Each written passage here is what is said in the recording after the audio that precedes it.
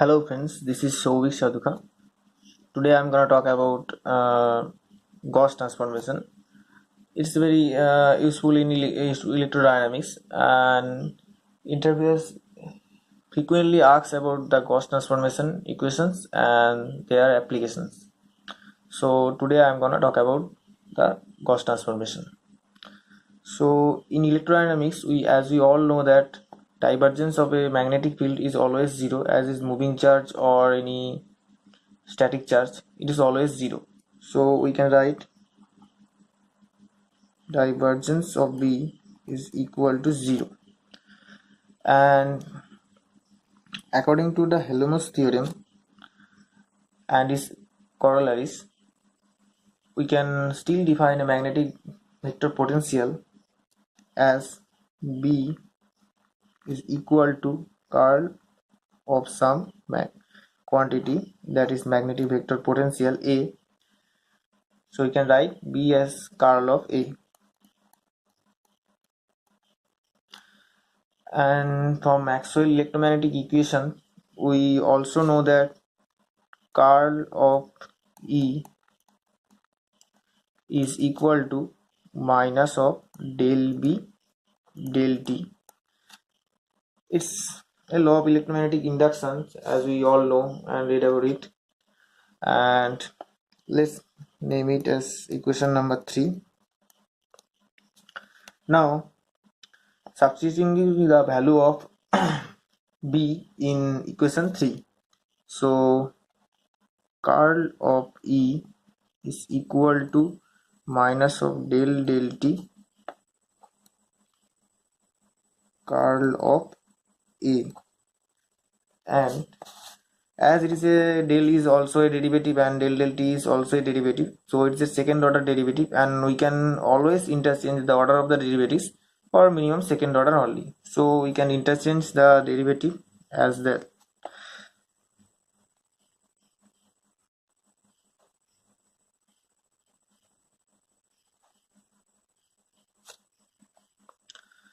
Now we can write the equation as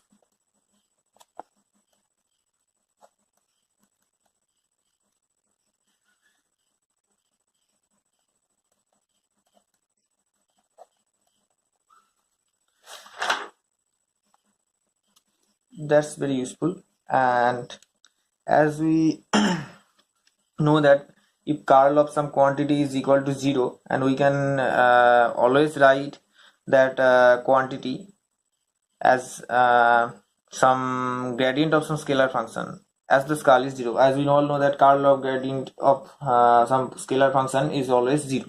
So we can write that quantity to some equal to some scalar function. So we can write it as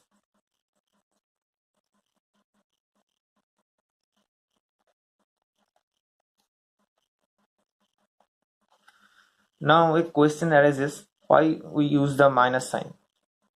Minus signs appear because it directs downhill related to the potential, that is it comes from positive charge and goes to the negative charge, that is the negative of the gradient of phi, and we can write E as minus of grad phi minus del T. So let's say this is equation number 4, and again we know that H is equal to B by mu and E is equal to D by epsilon.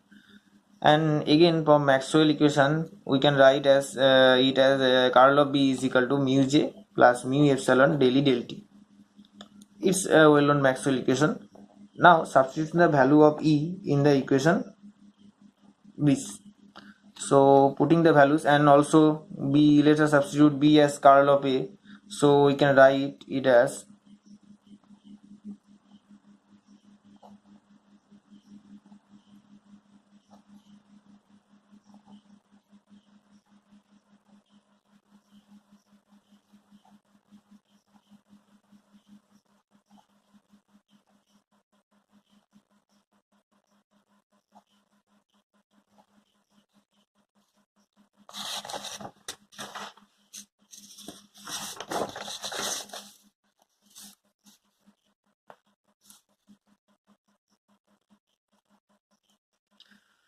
Now a little bit calculation, so we can write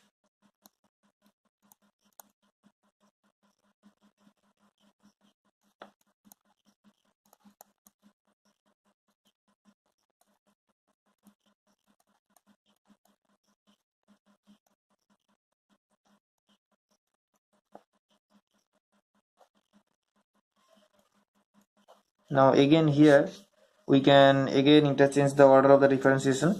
So after rearranging we can write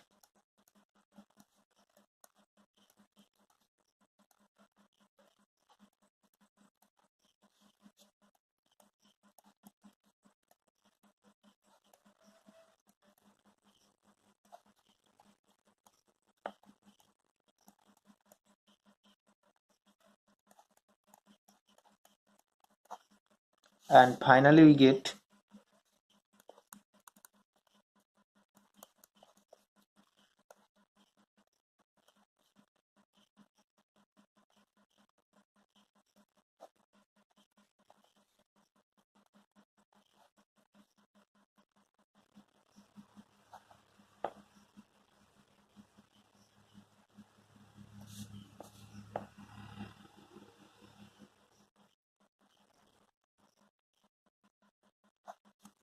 that's the equation we get.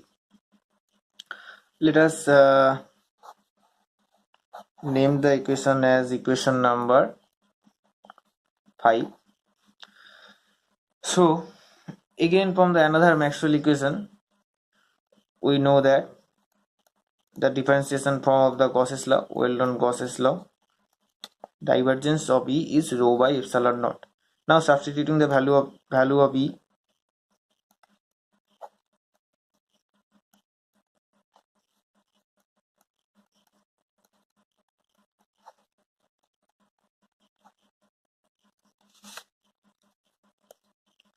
again a little bit calculation. You must be careful about your calculation.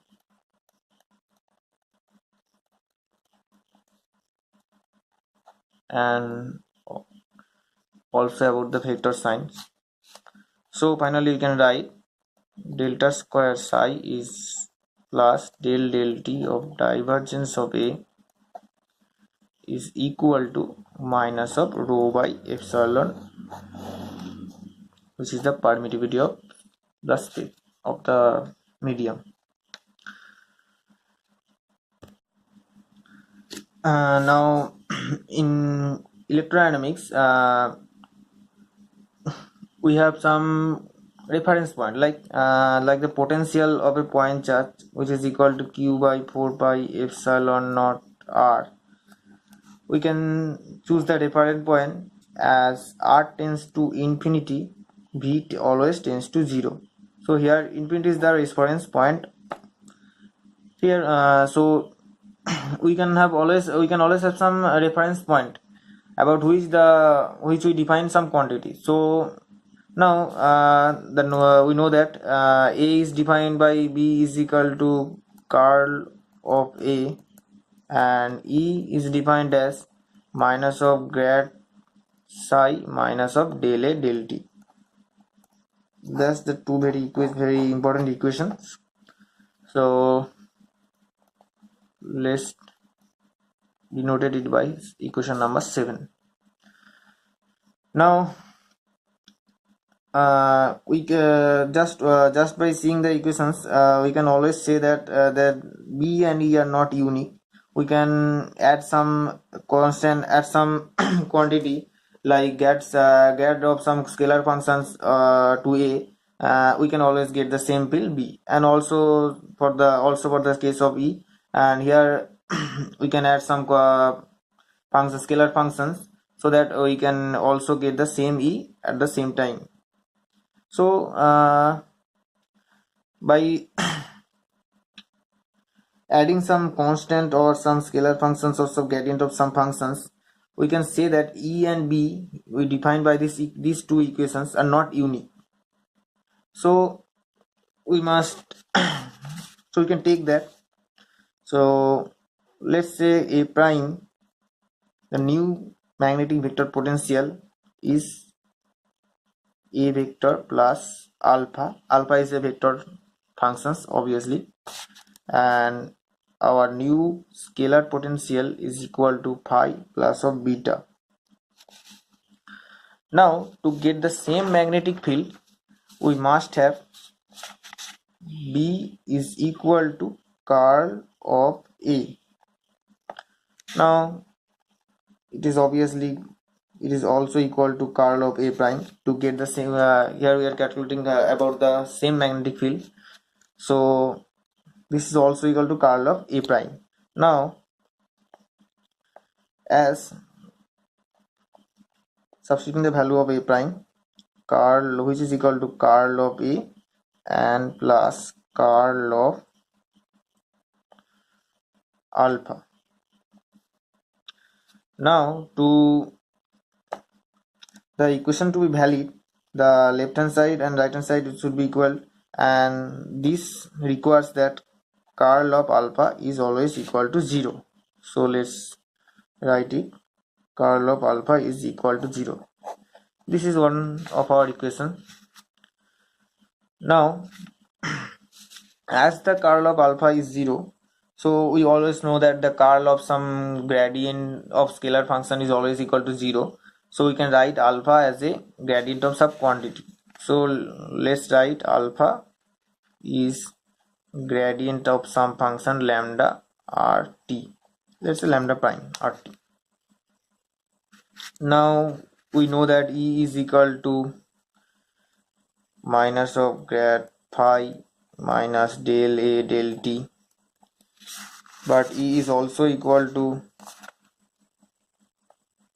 minus of grad phi prime minus del A prime of del t to get the same electric field as I say earlier. So minus of grad phi plus of beta, beta is a scalar function obviously, minus of del t, substituting the value of a plus of alpha. Now again solving these equations, we get minus of gradient of beta minus del alpha by del t is equal to 0, and we can write it as gradient of beta plus del alpha by del t is equal to 0. Now again alpha is nothing but the gradient of lambda, so we can write gradient of beta plus del beta of gradient of lambda prime obviously equal to 0. Now here we have some second order differential equation, one about t and one about some space coordinates. So we can write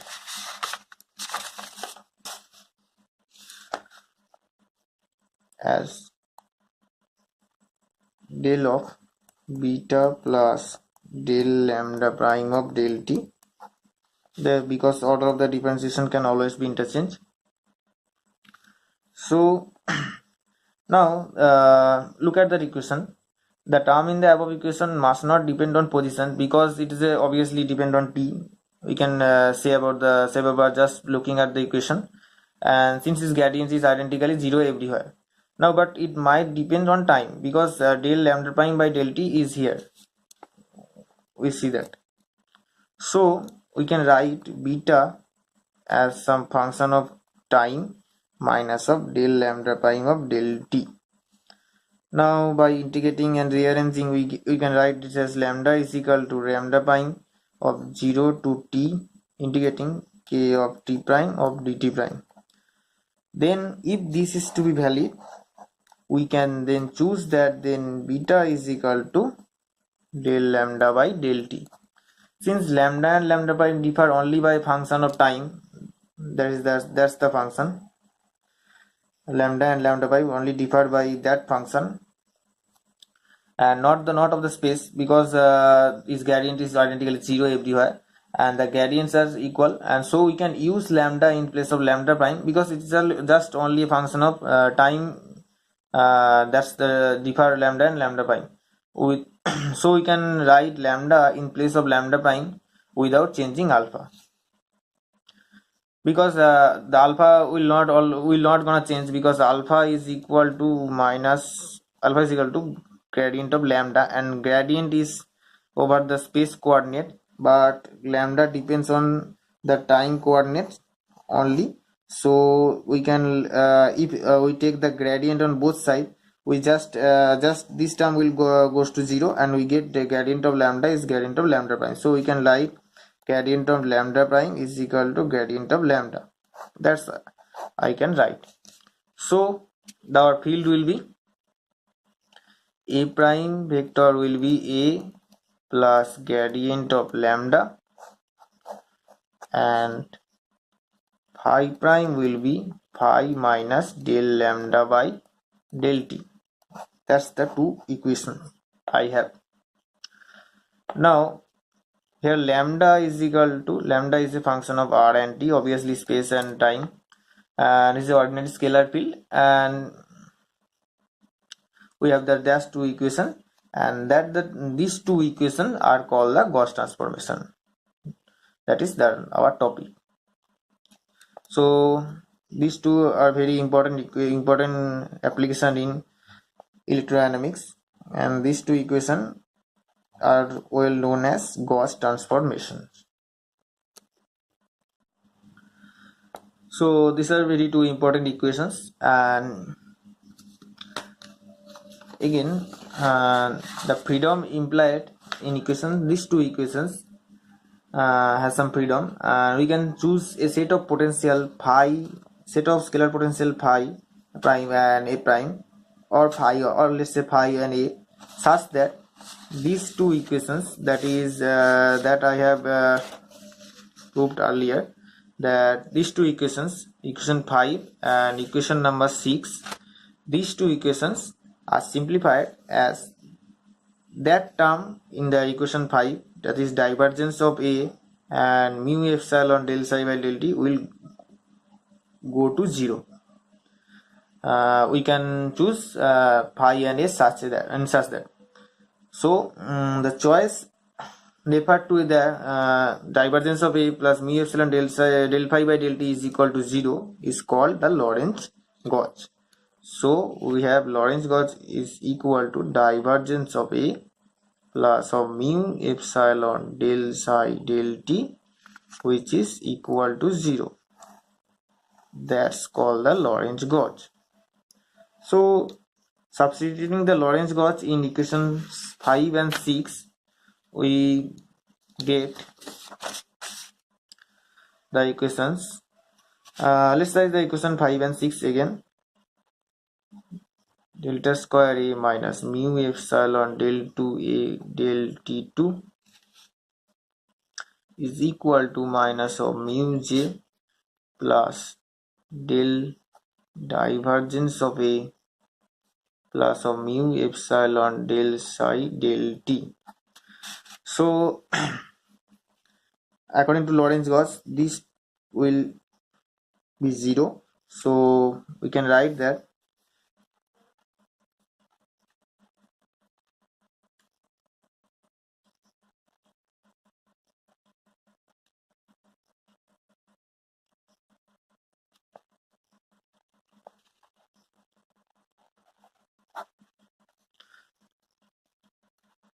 delta square A minus of mu epsilon del 2A del T2 is equal to mu G.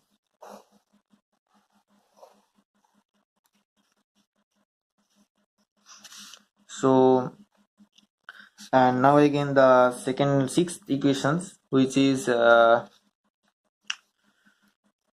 delta square psi is equal to, that's equation, delta square psi is equal to del psi del t of divergence of A is equal to rho by epsilon. So by Lorenz gauge condition, we can write it as delta square psi by substituting the value of the divergence of A from that equations. that is divergence of A is nothing but equal to minus of mu epsilon del psi del t, del phi del t. So which is if I substitute it here, so we can get delta del 2 del t2 phi is equal to rho by epsilon. So look at these two equations, and it is some similarity with the wave equations. We know that wave equations is nothing but del 2 psi plus of 1 by c square del 2 psi by del t2 is equal to 0.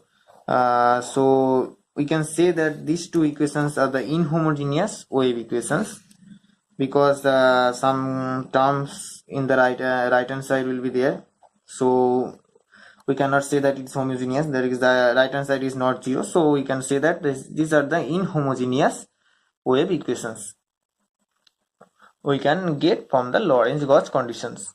So these are the two second order inhomogeneous differential equations. It may be noted that even potential satisfying Lorenz Gauss are not unique.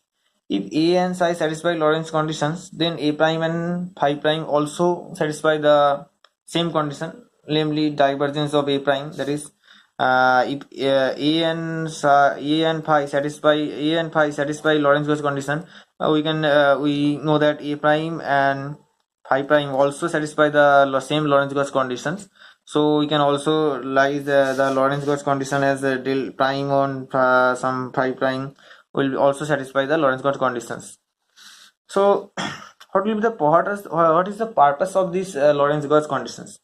The common purpose of all these transformations is to simplify equations 5 and 6, that is that equation and that equation. That's our main goal, is to simplify these two equations.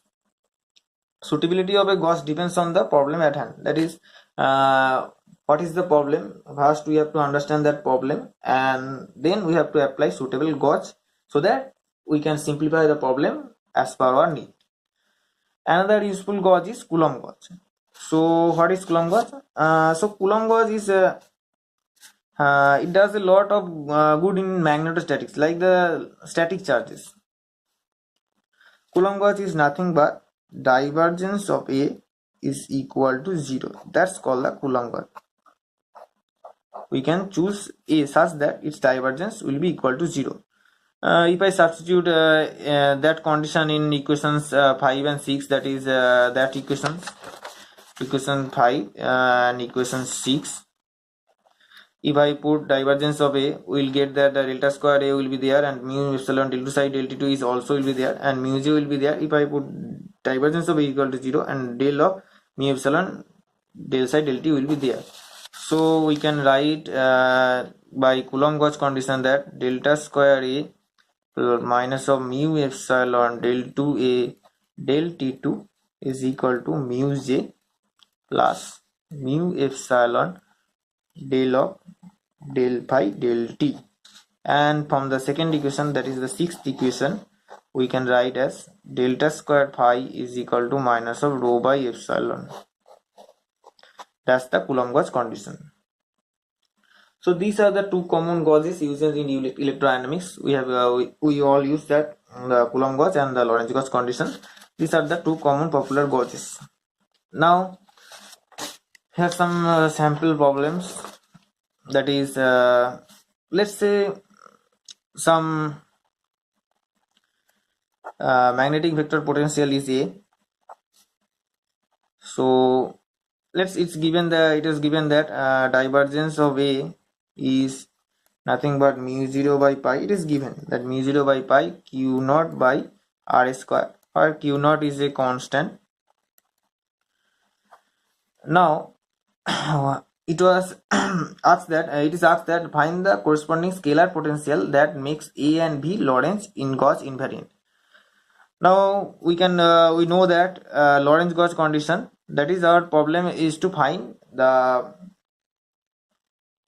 corresponding scalar potential, that is psi rt. We have to find that makes A and B, that is magnetic vector potential and scalar potential, Lorenz Gauss invariant. So at first we have to write the Lorenz-Gauss condition, that is divergence of A is plus mu epsilon del V del T. Here V is there scalar potential as denoted by V, so we write it as V is equal to 0. Now for free space it will be mu naught and epsilon naught, that is the permittivity and permeability of the free space. So we can write divergence of A is given, so we can write it as mu 0 by 4 pi and q naught by rs square, which is equal to mu naught epsilon naught del V del T. Then by integrating we can easily write, and so suitably choice of the integration constant obviously will be there, but suitable choice we can make it as 0 or take it as 0, q naught t by r square. So that's the potential. If we choose that potential, the corresponding magnetic vector potential and the scalar potential will be Lorenz-Gauss invariant. So that's the conditions of the Lorenz-Gauss. Thank you for watching, and please subscribe my channel and click the bell icon for daily updates, and like the video, like and share the video. Thank you.